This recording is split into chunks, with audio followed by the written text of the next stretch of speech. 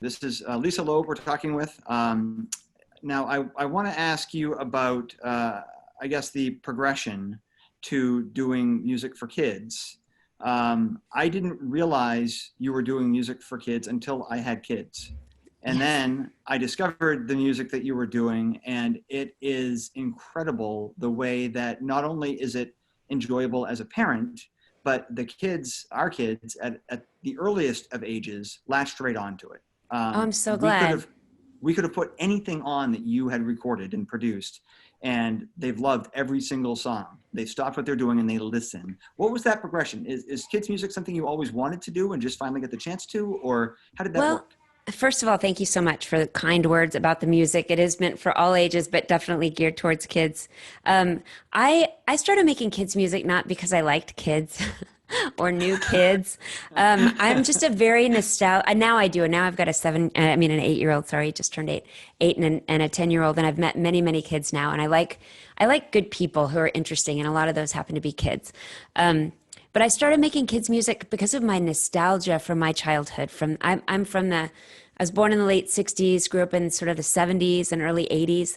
And there was this whole world of entertainment for kids that felt like we were almost like the grown-ups had taken the playfulness and the sense of humor and the storytelling and earnestness of what's right for kids, but it was for grown-ups. Like everything from, those weird TV shows. I love Sid and Marty Krofft, like HR Puff and stuff. But there's also TV shows like Fernwood Tonight, which was a parody talk show. There was Steve Martin, who was a grown-up comedian, but kids liked the wackiness, but smart quality of Steve Martin.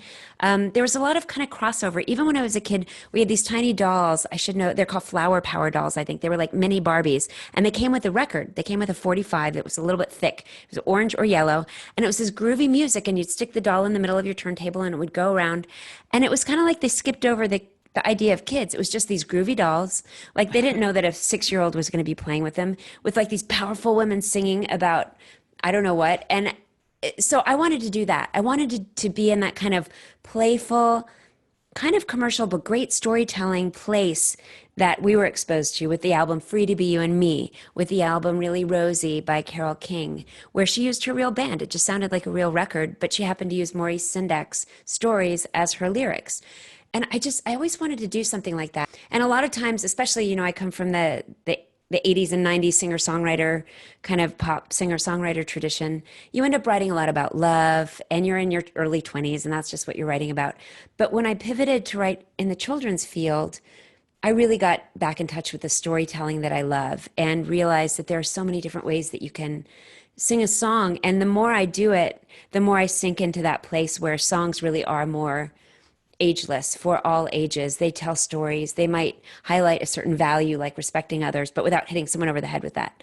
So that's what I continue to try to do. And with my newest record, I feel like I was influenced by my kids' records because I didn't feel like I didn't feel like I felt like I had stories to tell. When you're first starting out, you feel like you have something to prove, like, oh, look how great I can play guitar, and look how high I can sing, and look how catchy my song is.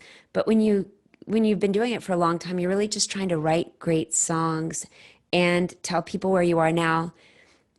Like it was important for me to be more personal in my songs, which I started drawing from my own personal life more for my kids' music, and I realized that that's also what people connect to, even if it's in a story or you know you can't tell exactly how it might connect to my personal life, but I don't know.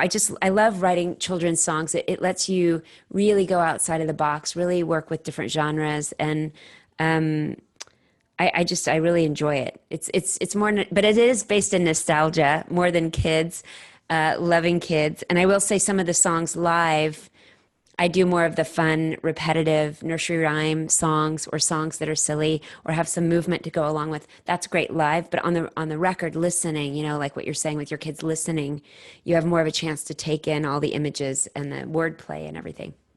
Yeah, it's really, really, really well done, and you Thank clearly you. enjoy it.